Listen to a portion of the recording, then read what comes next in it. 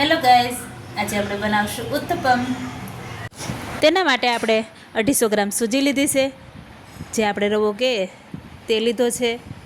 તેમાં 2 ચમચા દહીં નાખવાનું છે અને થોડું પાણી નાખેલું છે. તમારી જોડે છાશ હોય આપણે તો પણ ઉમેરી શકો છો, તો દહીં નાખવાની જરૂર નથી. છાશથી જ આપણે બેટર બનાવી લેવાનું છે. અત્યારે જો આપણે પાણી નાખીને બેટર રેડી કરી લીધું છે. 10 મિનિટ આપણે ઢાંકી દેવાનું છે, રેસ્ટ આપવાનો છે 10 મિનિટ. ત્યાર પછી એક પેનમાં આપણે 2 ચમચા તેલ લીધું છે, તેમાં થોડી રાઈ નાખી છે, તતડી જાય એટલે થોડી હિંગ નાખી છે, ચપટીક મીઠા લીમડાના પાન નાખવાના છે. 1 ચમચી જેટલું લસણ ખાંડીને નાખેલું છે.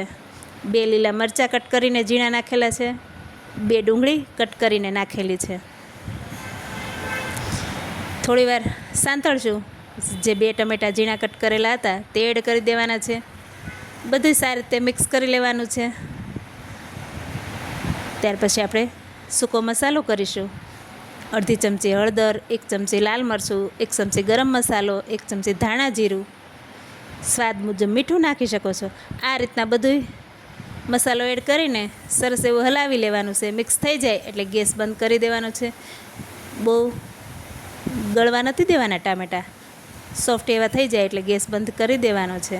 ત્યાર પછી આપણું બેટર રેડી થઈ ગયું છે. 10 મિનિટ રેસ્ટ આપ્યો એટલે તમે જોઈ શકો છો સૂજી એકદમ પાણીને અબ્ઝોર્બ કરી લીધું છે. આ રીતના થીક થઈ ગયું છે એટલે થોડું પાણી નાખીને આપણે બેટરને મીડિયમ કરી લઈશું. નહીં બહુ પતલું કે નહીં બહુ થીક એવું જાડું, મીડિયમ એવું રેડી કરવાનું છે બેટર. આ રીતના થીક એવું બેટર રેડી થઈ જાય ત્યાર પછી જે આપણે ટામેટાં ડુંગળીનો વઘાર કરેલો છે તે બધું એમાં એડ કરી દઈશું. સરસ એવું બધું મિક્સ થઈ જાય એ રીતના એડ કરી લીધું છે. લીલા ધાણા ઝીણા કટ કરીને નાખેલા છે. થોડું એવું પાણી લાગે તો નાખવાનું છે અને બધું સરસ એવું મિક્સ કરી લેવાનું છે. તમે જોઈ શકો છો બેટરનો કલર એકદમ સરસ એવો આવી ગયો છે. મિક્સ થઈ જાય બેટર આપણું રેડી થઈ ગયું છે.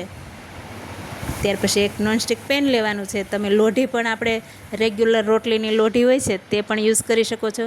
અત્યારે આપણે વધારાની એક ઢોસાની લોઢી છે તે અત્યારે રાખેલી છે, તેમાં થોડું તેલથી ગ્રીસ કરી લીધી છે. તેના ઉપર આ રીતના આપણે પાથરી લીધેલો છે. તમે થોડા નાના મોટા જે શેપમાં તમારે બનાવવો હોય એ રીતના બનાવી શકો છો. આપણે અત્યારે જે પુડલા બનાવી એ રીતના બનાવી લીધું છે. ત્યાર પછી થોડું એવું ઢાંકીને રહેવા દેવાનું. 1 ચમચી તેલ નાખી દેવાનું ફરતી વાર. થોડી વાર શેકાઈ જાય. 5 થી 10 મિનિટમાં જ આપણું ઉત્તપમ રેડી થઈ જશે. આ રીતના પલટાઈ લેવાનું છે. બંને સાઈડ સરસ એવું શેકી લેવાનું છે. તમે જોઈ શકો છો આપણા ઉત્તપમ રેડી થઈ ગયું છે. હવે બીજું પણ તમને બતાવી દઉં. આ રીતના 1 થી 2 ચમચા લઈને પાથરી લેવાનું સરસ એવું અને થોડી વાર ઢાંકી દો એટલે સરસ એવું શેકાઈ જાય. બીજી બાજુ પલટાવીને શેકી લેવાનું છે. બંને તરફ શેકીને એક ડીશમાં આપણે સર્વ કરેલા છે. કેચઅપ કે લીલી ચટણી તમે ગમે તેની જોડે સર્વ કરી શકો છો. ચા જોડે પણ ખાઈ શકો છો.